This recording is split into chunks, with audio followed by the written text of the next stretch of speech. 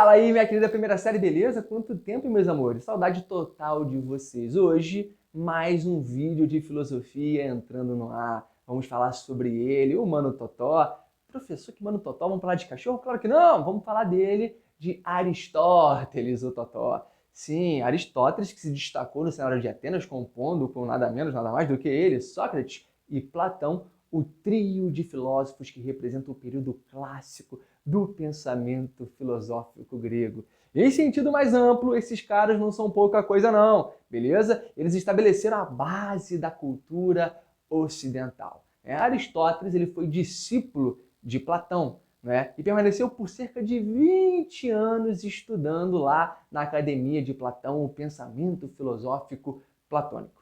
Só que um dia Platão morreu, e após a morte de Platão, Aristóteles ele se transferiu para a Macedônia. Lá na Macedônia, ele tornou-se, por um curto período de tempo, o professor, o preceptor do jovem, mas já grandioso, Alexandre Magno, futuro imperador da Macedônia e conquistador do mundo grego. Sim, estou falando dele, Alexandre o Grande. Aristóteles vai retornar em Atenas, mais ou menos por volta de 335 a.C., e durante a ocupação dos macedônios em Atenas, durante as invasões macedônicas. Em Atenas, o Aristóteles funda sua própria escola, o Liceu, ali na região do Bosque de Apolo Liqueu.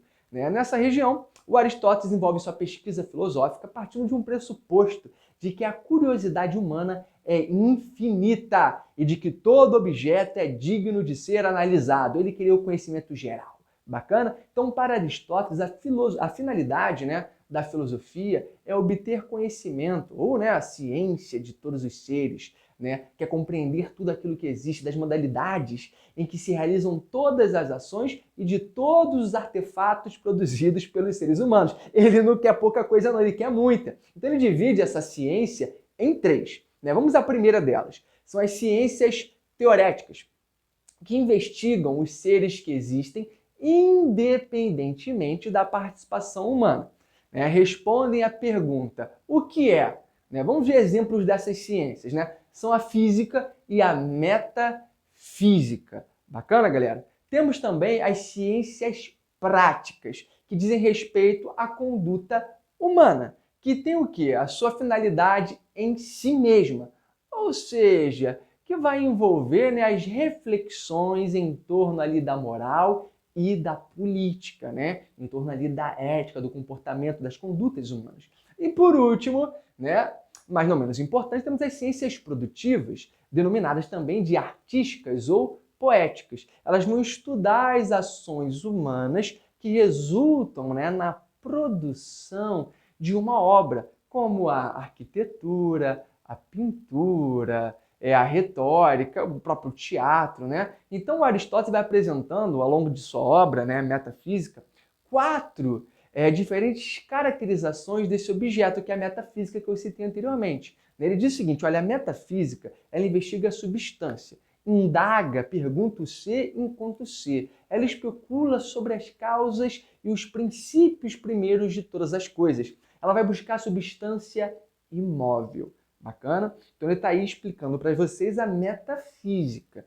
Segundo o Aristóteles, a finalidade, meus amores, da metafísica é identificar essa causa primeira. A causa primeira é o suporte de toda a realidade natural. Então o papel da filosofia através da metafísica é buscar essa causa primeira. Essa busca nos remete ao princípio explicativo de tudo que existe, que é o primeiro motor imóvel de Aristóteles. Em seu projeto, para responder essas questões, que são os objetos nesse mundo, o que é o ser, Aristóteles ele estabelece a necessidade de fixar o sentido primeiro do ser. Segundo Totó, o Aristóteles, o ser se apresenta primeiramente como substância.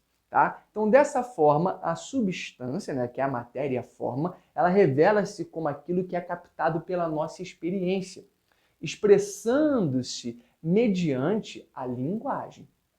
Assim, o ser ele não é uno, mas ele é múltiplo, tá bom? Como múltiplo, o ser apresenta as seguintes qualidades, os seguintes predicados. Vamos lá, vamos botar as categorias aqui. O ser como categoria, ele se apresenta como divisões ou gêneros. Essas são as chamadas 10 categorias aristotélicas do ser. Então temos a ideia de substância ou essência. né? Substância ou essência é o que permanece constante no ser, né? Quantidade, né? Como, vamos ver, grande, pequeno, baixo. Você percebe também a qualidade, né? Entendida como modo de ser, por exemplo. Você vai olhar a cor, se é quente, se é frio, calor. Bacana? Também você pode olhar o ser como potência e ato. Por potência, meus amores, deve ser entendida a possibilidade que algo tem de se transformar ou se atualizar. O ato é a realização de algo que estava em potência. Ah, professor, está difícil isso? Então, vou dar um exemplo básico aqui para vocês. Pensa numa semente. A semente pode ser concebida como uma árvore em potência. E a árvore, por sua vez, é a semente devidamente atualizada. Ato e potência. Compreenderam? Então, da semente à árvore. O ser como acidente, né, corresponde ao que ocasionalmente pode acontecer com a substância.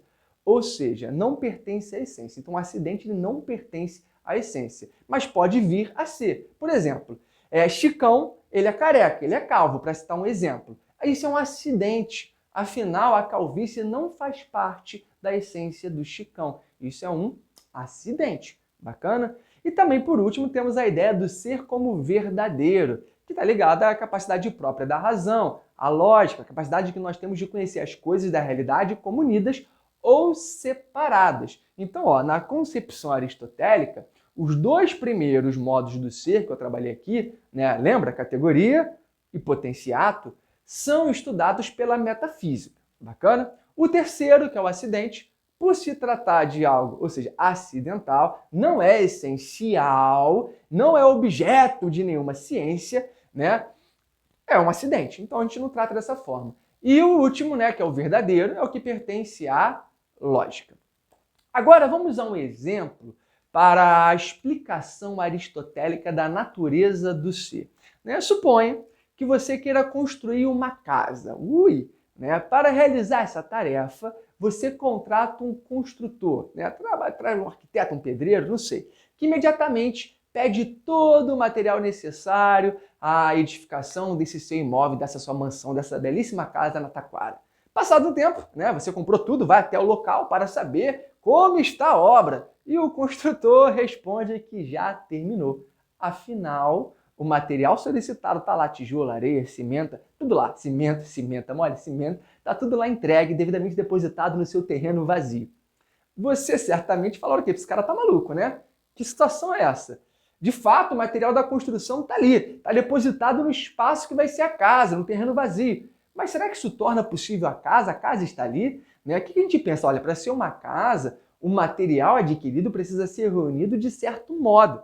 Você precisa botar areia, o tijolo, fazer o cimento, encaixar, tem que ter uma forma específica. E seria como base, nesse arranjo entre o material e a forma que você deseja, que poderíamos chamar de casa a estrutura construída sobre o terreno. Bacana? Então, segundo Aristóteles, para algo ser o que é, isso é importante, para algo ser o que é, há necessidade da forma como um princípio fundamental que determina e realiza a matéria. Surge então aquela dúvida, para quem estudou Platão há pouco tempo, essa forma aristotélica é idêntica à noção de ideia proposta por Platão? Claro que não, Claro que não. A resposta é negativa. Apesar de Aristóteles declará-la como distinta da matéria, a forma ela não pode ser concebida como algo fora deste mundo. Não tem nada de mundo das ideias como Platão. A forma ela existe em íntima relação com a matéria. Em outros termos, meus amores, para simplificar, a forma, que é a causa de alguma coisa ser o que é, está na própria coisa e não fora do tempo e do espaço em um suposto mundo das ideias de Platão. Então Aristóteles ele rompe com Platão. Aristóteles valoriza a experiência, valoriza a ideia da matéria e da forma. Bacana? Finalizamos aqui essa primeira parte. Aristóteles é um assunto grandioso, longo, parece ser complexo, mas é muito mais tranquilo de se compreender do que Platão, porque Aristóteles fala, daquilo ligado à experiência, e Platão focava muito na ideia. Depois eu continuo numa segunda parte com vocês, tá bom? Beijão, até a próxima. Tchau, tchau.